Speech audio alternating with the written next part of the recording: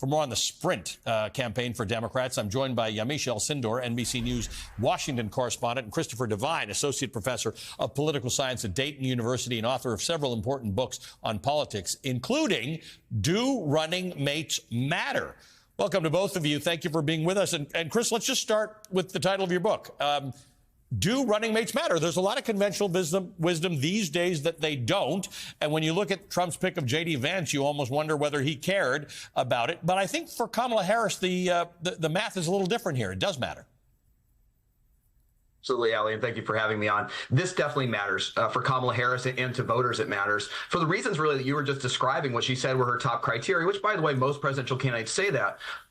Above all else, they're looking for someone who could be vice president of the United States or president, even on day one, if something should happen to the president, could take over as commander in chief. That's an important credibility test. And just to distill down a lot of our research into one point, the main way that voters are influenced by the choice of a running mate is in terms of what it tells about the presidential candidate. So if she were to make a responsible pick, then voters would look at that and say, you know what, she has pretty good judgment. Maybe I'm that much more likely to vote for her. If she goes chasing after a swing state just to win an election with this, and voters see through that, maybe picking someone not as experienced, they will regard her judgment more poorly and maybe be less likely to vote for her.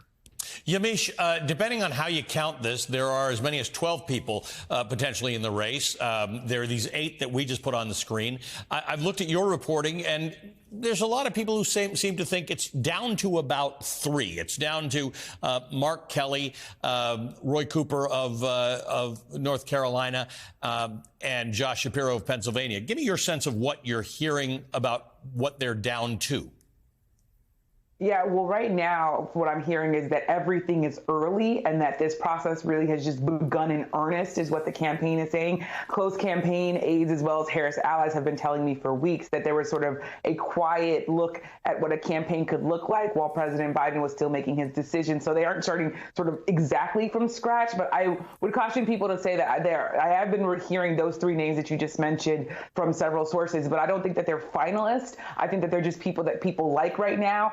But this vetting process could absolutely change that. And you're right to say that. I've heard it's about a dozen people that they're looking at. So I think it's a little too early to say who the sort of list is winding down to. That being said, there is this idea that, and Charles just touched on this, there is this idea that they want to bring in an electorate. So internal polling, according to a source familiar with the campaign's thinking, told me that they're looking at trying to bring in suburban women as well as older white voters. Those are the people that they believe President Biden would have brought to the table, that they think that a running mate can help with.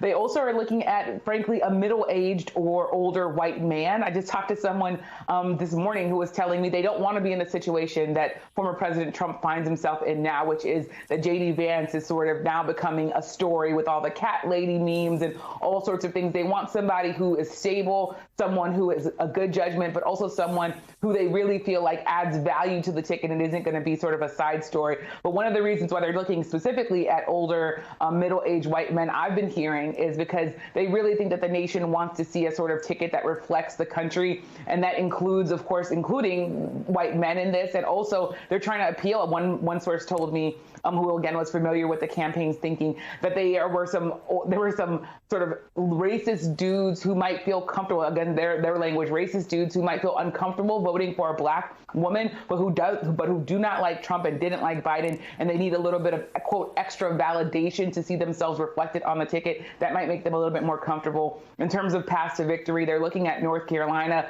Georgia, but they're also not going to abandon the Midwest. Let's remember that the vice president kicked off her campaign in Wisconsin, but they're also still, of course, going to be looking at Michigan. But also, someone just talked to me this morning, Nevada, the West, is also something they're really interested in. So a lot going into this decision, but definitely very, very early.